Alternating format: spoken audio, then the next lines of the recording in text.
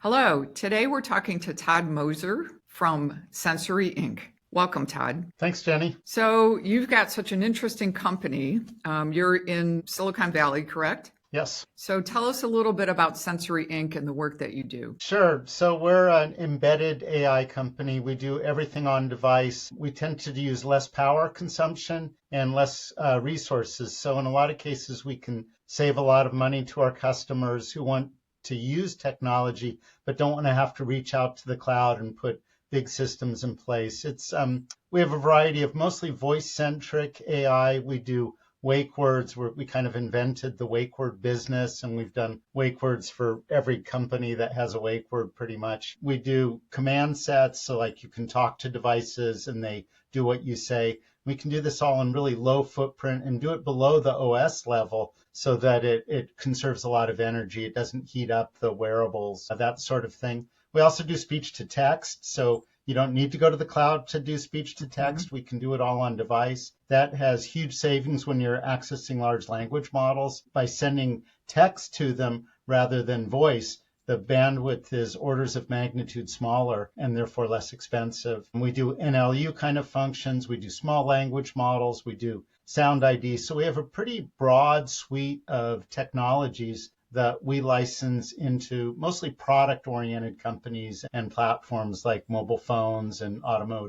And what are the industry sectors? I see on your website you've got toys and games. Are you in the medical space at all? We are in medical. We work with a number of medical companies. Our roots are in toys. We don't do toys as much anymore, but when I started the company 30 years ago, a long time ago, we were actually really pioneers in speech recognition on device. We were, neural networks is what everybody's using today. We started using them 30 years ago, and people were like, why aren't you doing hidden Markov models? Why are you using neural nets? We started off with like a little tiny chip that could talk and hear, and we sold it into toys. A long time ago, we were very centered on toys, but we found the toy industry was much more kind of up and down. We'd be in a Furby and sales would go through the roof and then they would disappear the next year. And we started expanding into mobile phones and Bluetooth headsets and automotive markets and medical markets. You asked about medical. It's a market where there are legal requirements, HIPAA,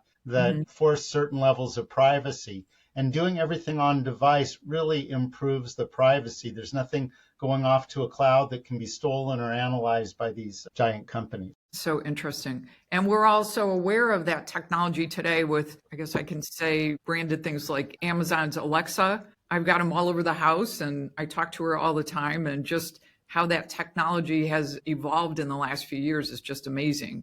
Yeah, no, I'm a big fan of Alexa. I was one of the early users of it and raved about it. It was really a breakthrough product. It wasn't a novel idea. I had multiple CEOs call me up and say, "You told them our idea." And I'm like, that wasn't such a novel idea. It was the fact that they implemented it first. Right. But yeah, they're coming out with Alexa Plus now. I'm looking forward to getting it. That's the large language model version. When Alexa came out, it was awesome. I don't think it's evolved fast enough, and the way that it's evolved, I would say, has been poor for the consumer experience, because they're starting to do ads. They're starting to try to charge for services like music. So the experience you got when you bought it has, in my opinion, gotten worse. So I'm looking forward to Alexa Plus. I actually went out and bought one of the Alexa shows because they say the shows are going to be the first to get Alexa Plus. I signed up for the beta for the Alexa Plus, so I haven't heard anything from that, but I did put my name on the list. Yeah, I did too. My guess is that they've been delayed because they've been talking about it for a while. Right. So tell us a little more about your company. So you founded the company, was it 1994? Correct. And tell us what that journey has been like. Wow, it's been challenging. A lot of our customers are giant companies. We've worked with the Googles and the Amazons and the Samsungs and the Apples of the world, some of the Chinese giants like Huawei and many of the big software companies all over the world. And it's challenging. Their agreements are tough, their business models are tough, but we've been able to make a good business licensing technology to different players. And it's evolved over the years. We started with chips. Then we had a lot of success with Bluetooth headsets. Then we got really well embedded into Android phones. Then we kind of got kicked out of the Android space by Google. And now we've been focusing on automotive, where we're starting to see a lot of traction. Automotive and medical and still wearables are our bread and butter products today. And how's the current economic environment like with tariffs and trying to protect technology for the US? How is that impacting your business, if at all? Uncertainty is bad. One of the things that I realized early on, back when I started the company, I thought, wow, we're this kind of hot, unique technology. And what I found was that we totally moved with the economy. When the economy was doing well, our business was doing great. When the economy dropped, our business got hurt. And I didn't realize that was going to happen, but now I have so many data points that it's really easy to see that we're a B2B business. So when Bs are concerned, they stop investing in new technologies, investments go down, product innovation gets put more on hold, and that hurts us. And today we're in an era of wide uncertainty. People don't know what's going to happen. The Trump administration is doing a whole lot of things really quickly, and markets are jumping up and jumping down. And uncertainty is the only clear thing that's happening. Whether the tariffs are going to persist or whether it's a negotiating tactic and they're going to go away, who knows? Right. And from a competitive perspective, it sounds like what you do is design new products based on the technology, and you've got a whole list of patents that you own. Are you basically designing new products bespoke for a customer, or do you design the technology and then go out and try to sell it to companies? It's a little bit of both, actually. It's a good question. The technologies we offer are sort of standard technologies. We have speaker verification. We have sound ID that can identify different sounds. Sound ID is a good example. So we have this generic technology. We can do it really small. We can revalidate to make it better and better, but keep the low power. And then when we go into a market like automotive and they see that we can do this, they've asked us, well, can you do emergency vehicle detection? And yes, we can. We collect a little more data for emergency vehicles. And now we have a really good siren detection algorithm that's useful for autonomous driving.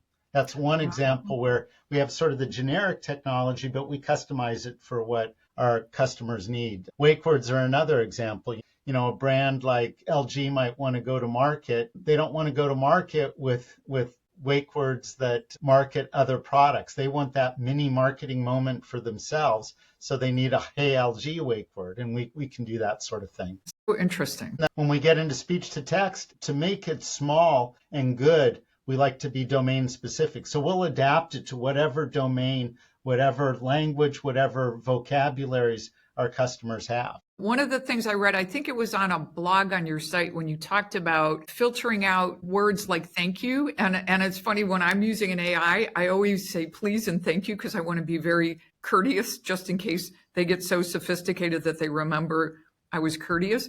But you talked about the cost of filtering out those words, and you've got an approach where you can do that, taking the audio, converting it to text, and then sending it, and it saves a lot of bandwidth. Is that correct? The concepts are correct, but there's two things that are sort of intertwined here. So let me try and separate those out. So the article that I think you're referring to in our blog was about the millions of dollars that OpenAI is spending when people say please and thank you. And it's not so much an issue of whether it's text or voice being sent. It's the processing of that in the cloud and then responding to it or acting in whatever way it does. That doesn't need to be done in the cloud. The same is really true with math. Like, people are asking their LLMs to do a math problem when there's much more simplistic ways of doing it that don't, burn up the environment, that don't cost a lot of money. And so what we were proposing there was the concept, hey, we can sit on device and listen for please and thank yous and respond any way you want. So it never needs to go to the cloud. Now, that's a separate concept than the cost savings that you can do by doing the speech to text on device and sending the text to the cloud. Okay, interesting. So as consumers, we don't think about all those things, but that's what's all going on in the background, and companies like yours that are really addressing the Yeah, long-term what we as scalability consumers of. think about is all the rain that's pouring down and all the heat that's coming in and all the cold and these sort of environmental fluctuations that I certainly believe are influenced by global warming. And what's causing global warming? Well, we're setting up data centers and pouring cement as fast as we can. And so we've got to use AI in very intelligent ways so that it's not bad for our environment. And most of us don't think about that. We just like what we can do with it. So, Yeah. yeah. What do you see as the biggest obstacles to your growth going forward? Customer traction. I have this fear that everything that we offer, you'll be able to ask an LLM for it and you'll get it. And this is, I think, a fear that every business should have in the world, whether the services you're offering. LLMs are starting to do really good jobs doing coding. People are talking about vibe coding and that kind of thing. So I think there's a general fear that LLMs could make everything that specialists do so much easier that the business could be hurt by them and people could be out of jobs. Mm-hmm. Yeah, I agree with you. It's the future of work is a big topic that we need to think about, and it's exciting and it's scary. Right. And right now, just again, my personal opinion is that you need really senior people that can leverage what the LLMs can generate for you. You still have to have that fundamental knowledge. So it kind of takes the place of the less skilled people. But at some point, we're going to run out of those senior people. And if the more junior people don't have the opportunity to learn and really understand the fundamentals, then they're not going to be as effective using the technology as tools. Absolutely. And we got to worry about, the kids coming out of college today. I think they're getting dumber because of LLMs. They're relying on them for everything. They're not using their brains for thinking, and that's bad. There was a study a while ago that was really interesting to me. It was about cab drivers in New York. And what they did was they measured, I can't remember the area of the brain, but there was a certain area of the brain that's useful for spatial reasoning. They measured this before and after the cab drivers got GPS. And what they found was that before the GPS came in where they could just pump in their direction, this area was big and powerful, and that as they used GPS more and more, that area shrunk down. And I fear that, and there's been studies that are already showing this, that the reliance on LLMs can reduce our reasoning skills, reduce our memory capacity, reduce our capabilities of doing critical thinking. No, I agree with you 100%. And I notice that myself. I know where to go, but I'll still put it in Google Maps and I become dependent. I don't even think about it anymore. So that's not a good thing. Let's talk about something hopeful. What do you see as the positive things for the future? I mean, the whole AI space, I think, can be, it's a tool, and it's an amazing new tool that can do incredible things. Google just announced a new model that's really helpful in figuring out new ways of doing things better. They ran it through several tests and they could beat the standard, the best metrics that were available. And it seems like every week, if not every day, there's a new model that's coming out that's better than the ones before. I think OpenAI just came out with GPT 4.1 that's supposed to be a lot better. And people talk about the Moore's law, Gordon Moore invented this rule in semiconductors a while back that showed sort of the rate of being able to put more and more transistors onto a chip and how that rate was continually evolving in a positive fashion. But they have a Moore's law now for AI that's showing that, I think several months back, it was saying that every 7 months, the capabilities of AI was doubling. And they just redid the same study. And now they're saying every 4 months, the capabilities of AI is doubling. So it is, at least at this point, growing exponentially. And I'm not sure that we're hitting like a singularity moment or anything like that. In fact, I would say we're not. But it does seem like the singularity is getting nearer and nearer. How does your company keep up with the pace of change that's happening, and the products that you're building and innovating are dependent on those things? How do you keep up from an organizational perspective? Yeah, that's a really good question. When we started the company, we were really a technology development house. Half the company was was PhDs, or more than half. And what we've been evolving more towards is looking at open source. There's a lot of great open source, using large language models for our tool chain. And I would say that we're more like an engineering firm and a productization firm where we use components of our proprietary tech combined with open source things that we can find. So, for the first 20 years of our business, we didn't touch open source. Our customers didn't want us to. We had to sign agreements that said there was no open source involved. But today, the open source community has become so powerful that we've adopted it, and we'll place proprietary things next to open source things, compare like how the performance changes with if we throw in, our front end versus an open source front end. And we experiment a lot to find what the best performance in the smallest package is. And I would say right now, it depends on the specific technology, but if you look across our technologies, I'd say it's about 60% proprietary and 40% open source. And over time, it becomes a larger and larger percentage of open source as that community continues to make things better. That's interesting. Very interesting. So you've had to kind of evolve the footprint of the business, the people that you're hiring as the technology has changed over the years. Correct. Yeah. Are your people all US based? Are you hiring internationally? Mostly US.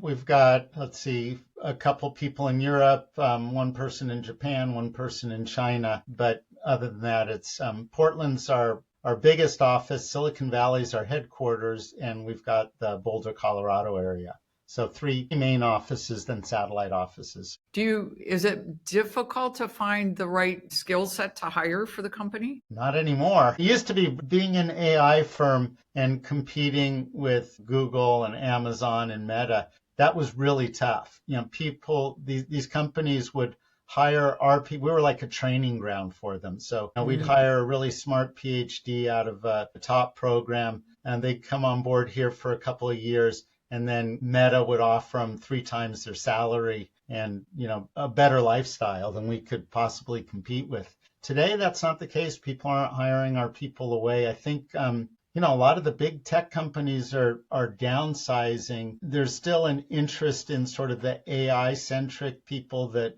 know transformers and deep learning kinds of approaches. But we've seen a lot less competition for people and find it a lot easier to hire the people we want. What are your goals for the company for the next 5 years? And do you want to, scale it? Do you want to kind of stay at the size you're at, or what are your thoughts around that? Yeah, I like the size we're at, and I like being profitable. I've always been more focused on our bottom line than our top line, and I see no reason to change that. I like being healthy. A good way to stay in business. I raised money 20 years ago, and I decided I want to stop raising money. And it's not my goal to raise hundreds of millions of dollars and hire a bunch of people and manage it. I like a small enough company where I'm on top of everything that's going on. What advice would you give an entrepreneur that wants to start an AI company based on your many years of experience and seeing trends and different economic cycles, business cycles? What are the words of wisdom that you would give kind of an emerging firm? Sure. Well, use large language models, build an architecture where you can plug and place different LLMs because the landscape is always changing. This mixture of experts makes a whole lot of sense. So you have different LLMs that specialize in different things. But most important is understand who your customer is and what problem you're solving for them. Really talking to people that you think would buy your products and understanding what their pain points are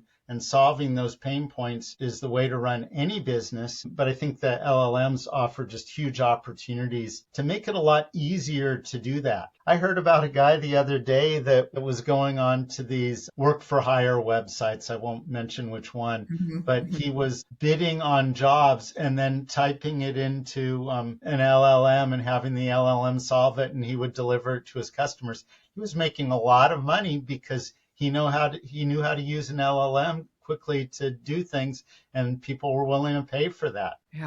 Any other thoughts, anything you want to leave us with? This has been such an interesting conversation, and your company is so fascinating. I mean, one thought is sort of the rise of voice assistants. And as I've talked a lot about large language models, I think speaking to devices and having them speak back is really, really important. And for that, we provide part of the stack. We're not trying to compete in the foundational model area. That's sort of a multi-billion-dollar company race. But the fact that we can play off of that, do the wake word on device, do speaker verification on device, do speech to text on device, and then take advantage of these amazing models, really, really powerful for anybody that wants a voice assistant. That's great. Well, Todd, this has been wonderful. I really appreciate you taking the time, and we wish you all the success with your company, Sensor. Thanks, Annie. I appreciate it. I wish you the same. Thank you.